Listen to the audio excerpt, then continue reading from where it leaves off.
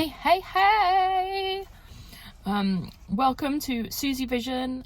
If you're new here, I am Susie, and this is my channel where I talk about travel, Disney, tech stuff, Lego, all sorts. So today is the 8th, so it's day 8 of Vlogmas. And if you haven't been keeping up so far, I've been uploading loads of ride-throughs, for the most part for the first 7 days, so I hope you've really been enjoying those. So I was going to do like one long travel day video from my trip that I just did, and I'll be honest, I was talking to the camera and like I was talking for like 2 hours and I was like, this is not working. So I'm gonna break it down into sections because I thought that's gonna be way easier. So the reason I wasn't able to film a traditional travel day video is because my dad was actually using a wheelchair this trip, and you try getting through the airport pushing a wheelchair and trying to film with all the bags, it just wasn't gonna happen. So I wasn't able to kind of film progressive shots, as it were. But there was some various things that happened, which I thought was just really useful information to know if you're traveling through Heathrow. So we were flying with Virgin in premium economy and traveling through Heathrow Terminal 3. Now, because of the way the trip broke down, my sister actually flew out at a completely different day to the rest of us. So we live maybe 30 minutes, if there wasn't any traffic, from Heathrow, which is super close. And we were like, we want to save some coins. So we decided, because our flight wasn't until sort of, I think, nearly 1 o'clock in the afternoon, we decided we weren't going to stay overnight at the airport the night before. There was no need for it, and we were just going to drive ourselves. We weren't going to get a taxi or anything like that. I think the parking for meet and greet parking worked out as being around about £270. We booked it, I think, around about 3 months in advance, might have been 4 months in advance, something like that. And Heathrow meet and greet parking itself, super easy.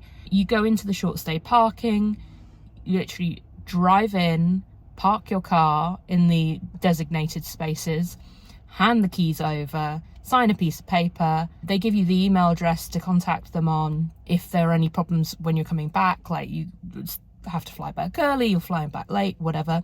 And you leave your car there, and it's a really short walk to the terminal. You literally just walk a sort of outdoor corridor and you're right there. So super easy. What was less easy for us was getting to short stay car parking at Terminal 3, because what should have been maybe an hour turned into 2 hours. And cue comic scene of me being absolutely desperate for the toilet as we're trying to get through the traffic into this car park. I did a mad dash. FYI, there are toilets right by the meet and greet car parking section, so thankfully I did not have to run very far. But there was a moment where I was feeling very dramatic about what was happening, as I was absolutely desperate for the toilet. But moving on from that, now my sister did something slightly different because she was traveling on her own and wanted to make sure that she had plenty of time every which way, and she wasn't planning on parking her car at the airport. We were only planning on having the one car at the airport. She actually stayed overnight at a hotel. And the way Heathrow works is there are very few hotels at the airport itself. Most of them are on Bath Road, which is kind of acting like a ring road that goes the whole way around the airport. She stayed at one called the Moxy, which is by Marriott, and it's in their kind of what they'd class as their budget range of hotels. She described it as being a little out of place because it felt super trendy and like super chic and hip. And she's like, I don't feel super chic and hip at all. She's way super chic and hip than she realizes, but whatever. And I believe it cost about £70 or £80 for the night. if you were to park your car there, it's I think £12.50 a night. And yeah, so she stayed there. She absolutely loved the hotel, and I'm going to show you some pictures that she took of her hotel room just to show you what it's like. They do have this kind of, how to describe it, it's like a bar slash restaurant slash 24/7 grab and go slash check-in desk. And she actually did eat there.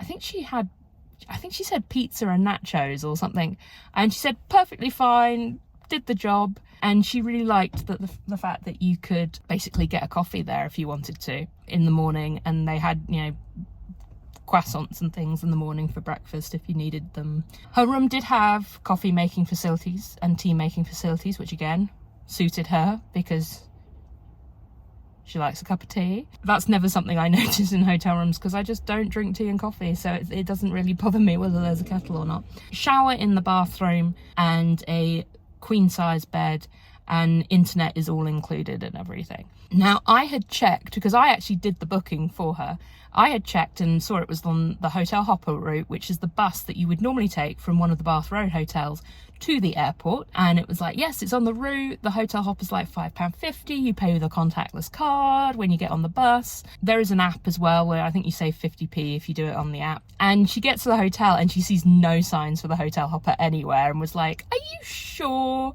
And I was like, I'm sure it is. And then she asked the desk and they were like, no, it's not on the Hotel Hopper route. It turns out it is on the Hotel Hopper route. They just don't encourage you to use it for some reason. But she opted to actually book a taxi to the airport instead, so there was less stress and she knew what she was doing. And I think that cost her about £20.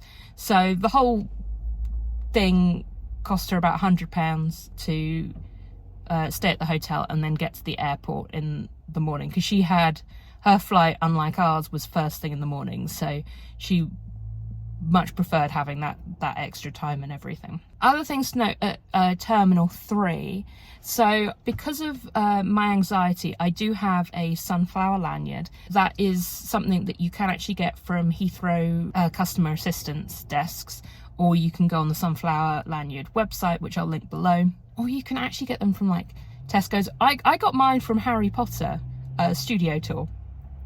Different businesses have contracts with the Sunflower Lanyard scheme to be able to provide them for free. You should not be paying unless it's like a minimal amount from the Sunflower Lanyard website. Can't get them, you're not, like the ones on Amazon and stuff aren't actually the official Sunflower Lanyards, just FYI.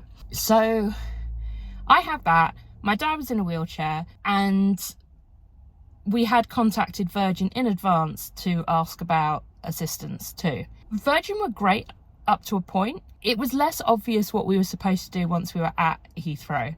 So basically they've been shuffling their check-in desks around and things. So we get to the Virgin section of the airport and there was no premium economy markings at the desk anywhere. And so we asked someone and they literally lifted up a barrier and went, go here and just wait for him to become free and then he'll help you.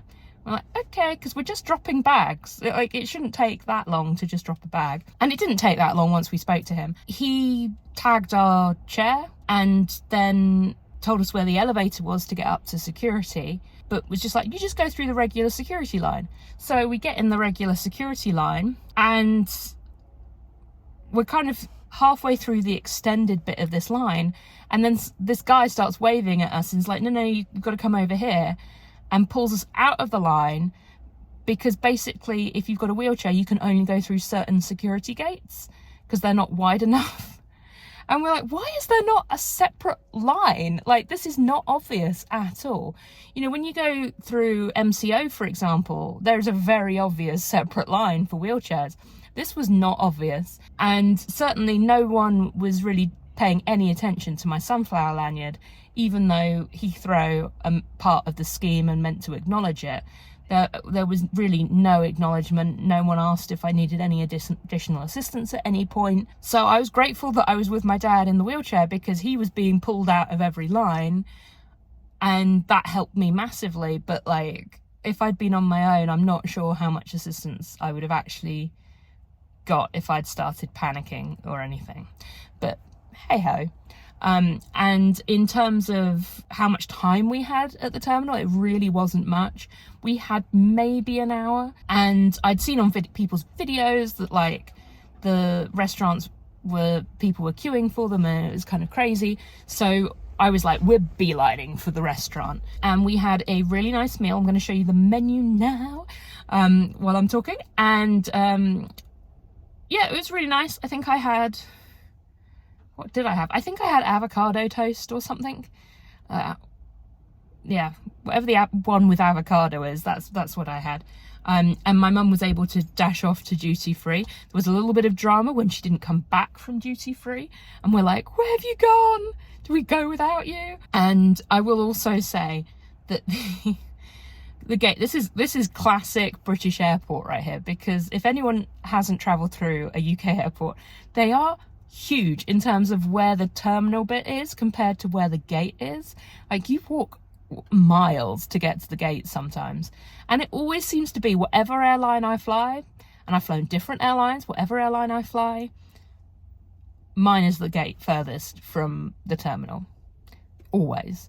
And sure enough, it was the furthest away. It's not totally flat, and we were pushing the wheelchair the whole way, and there's like hills, and like, we were glad there were two of us because it was quite exhausting. We were watching Heathrow assistants helping people in their wheelchairs. There didn't appear to be any of the kind of mini vehicles that they often use to drive people from A to B. So I found that interesting, that they really were only pushing individuals in wheelchairs, because usually they do put people in those carts. And I've got to say, it would have been like a million times easier if my dad had been able to go in a cart and then we just pushed the empty wheelchair, but that wasn't an option, so we couldn't do that. And yeah, got to the gate, went straight to, because they were about to commence boarding, went straight to the gates themselves because we needed the early boarding. And yeah, we basically went straight onto the plane, and that was that. And I'm going to talk about the flight itself in a separate video altogether. But yeah, definitely I would highly recommend the meet and greet parking. My parents were a bit nervous about doing it. I'd seen people like Adam Hatton's videos where he'd done it, and I was like, look, I trust Adam. If he did it and it was fine, I'm sure it's okay. So we did it, and it was so convenient. And like, of all the things we did at Heathrow, that is the thing I would do again in a heartbeat. No question. Because it was so much easier than trying to park in one of the long stay car parks and get a bus with all your luggage and everything. Like, this was so much easier. So yeah, that was our kind of, the majority of our certainly travel day story up to where we get on a plane. So thank you for joining me for day 8 of Vlogmas, and I will see you soon. Bye.